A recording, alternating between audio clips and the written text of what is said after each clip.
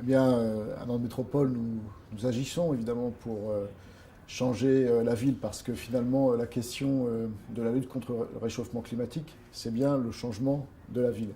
C'est pour ça notamment qu'à Nantes, nous avons toujours œuvré pour lier à la fois, par exemple, la planification urbaine, mais aussi l'élaboration du plan de déplacement. Parce que si on veut développer des lignes de transport en commun, si on veut des espaces qui sont évidemment plus propices à l'utilisation du vélo ou à la pratique de la marche à pied, si on veut des habitants près des arrêts de transport en commun, eh bien, on doit changer la ville.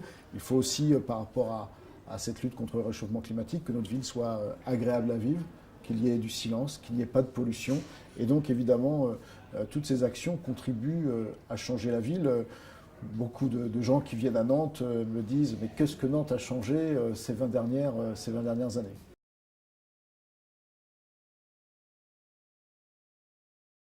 L'innovation est au cœur de cet enjeu du développement durable dans nos agglomérations, alors que nous allons continuer à avoir plus d'habitants. Et donc il y a forcément des tensions sur plus de déplacements, plus de logements à construire, plus de déchets, plus d'eau à traiter.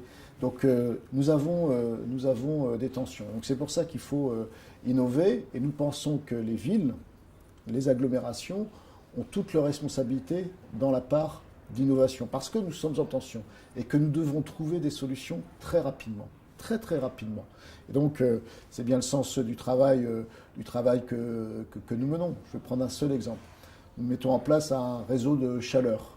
Finalement, c'est utiliser les déchets en les brûlant, c'est également utiliser la biomasse pour faire en sorte que demain, près de 40 000 logements soient chauffés, pour faire en sorte aussi que l'hôpital, mais aussi de nombreuses écoles, soient chauffés.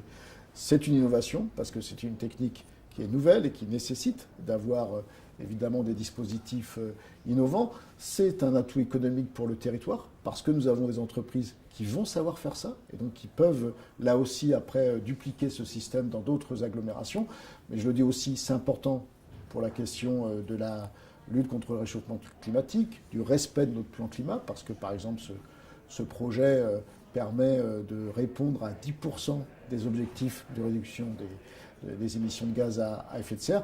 Et puis c'est un enjeu social, parce que ce chauffage sera moins coûteux que le chauffage classique. Et donc c'est aussi permettre à des personnes de lutter contre la précarité énergétique.